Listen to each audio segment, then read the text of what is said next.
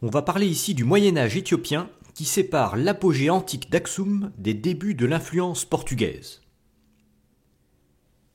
Démarrons cette histoire au début du VIe siècle. L'Éthiopie est alors dominée par le royaume d'Aksum qui a été christianisé depuis l'Égypte romaine. Son principal rival est l'empire d'Himyar, situé dans l'actuel Yémen, qui a adopté le judaïsme suite à l'influence de la diaspora juive. Leur prospérité repose essentiellement sur le contrôle du commerce entre l'Inde et l'Empire romain qui passe par les détroits. En 535, l'empire d'Aksum parvient à s'emparer d'Himyar, qu'il remplace par un royaume éthiopien indépendant. Il atteint ainsi l'apogée de sa puissance, mais qui va être de courte durée. En 570, les Himyarites appellent les Perses à l'aide et les Éthiopiens sont chassés du pays. Au début du 7e siècle, les flux commerciaux se réduisent fortement en raison des invasions perses jusque dans l'Égypte romaine, ce qui affaiblit l'Éthiopie. Peu après, l'expansion de l'islam a des conséquences encore plus fondamentales. En 650, le califat arabe s'étend de l'Égypte à l'Iran et le commerce avec l'Inde ne passe plus par la mer Rouge. Le royaume d'Aksum périclite alors rapidement. Il cesse de battre monnaie et on perd toute information sur cette région. Ce passage à vide va durer 5 siècles. Tandis que l'islam s'impose sur tout le littoral, la population reste chrétienne dans la région d'Aksum avec une influence juive non négligeable, et animiste plus au sud. Le christianisme se maintient également le long du Nil, dans les royaumes de Nubie et d'Alodie, qui résistent à l'expansion du califat. Au XIe siècle, des communautés musulmanes commencent à s'implanter sur les contreforts orientaux des plateaux éthiopiens. Puis au XIIe siècle, on assiste à un véritable renouveau. La dynastie des Agoué reforme un royaume chrétien unifié en 1140. Il borde le royaume païen de Damot au sud-ouest et le sultanat de Shoa au sud-est. Le royaume des Agoué atteint son apogée au début du XIIIe siècle sous le règne de Lalibela. Il encourage la construction de nombreuses églises taillées dans le roc autour de sa nouvelle capitale qui gardera son nom.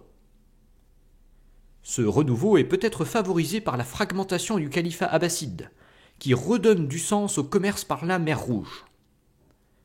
Les principales marchandises exportées sont l'or, les esclaves, l'ivoire et les céréales.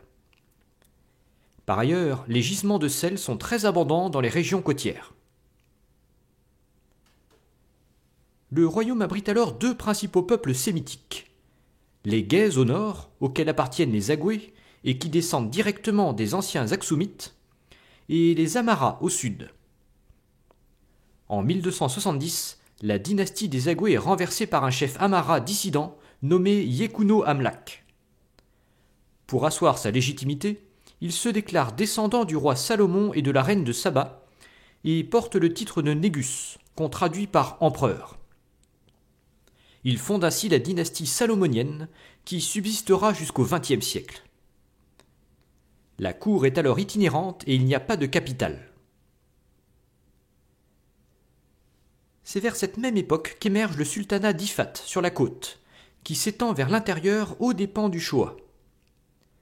Il implante sa capitale à Harar, et sa position stratégique autour des détroits permet le développement du port commercial de Zeila dans l'actuelle Somalie. L'Éthiopie, quant à elle, trouve son débouché au niveau du port de Massawa, plus au nord, dans l'actuelle Érythrée. Les guerres sont alors récurrentes entre l'Éthiopie chrétienne, le sultanat d'Ifat et le royaume païen de Damot. Celui-ci finit par être conquis par l'Éthiopie en 1317. Une grande opération d'évangélisation est alors menée dans la région et le christianisme poursuit sa diffusion vers le sud. En 1415, l'Éthiopie remporte une grande victoire contre le sultanat d'Ifat. Celui-ci prend alors le nom de sultanat d'Adel. Le règne de Zara Yacob au milieu du XVe siècle marque un apogée de la dynastie salomonienne. Il fixe la capitale à Debré-Béran et reconnaît le samedi comme jour de repos, ce qui confirme la forte influence résiduelle du judaïsme. L'influence de l'Éthiopie s'étend alors jusque sur les peuples couchitiques, notamment les Oromos au sud du royaume. Mais ce rayonnement ne survit pas à la mort de Zara Yacob et la cour abandonne rapidement sa capitale fixe. Au début du XVe siècle, les luttes incessantes entre l'Éthiopie et le sultanat d'Adel vont s'inscrire dans des conflits à beaucoup plus grande échelle, entre chrétiens et musulmans. La région va alors être emportée dans la rivalité entre les Portugais et les Ottomans. On verra ça dans une future vidéo.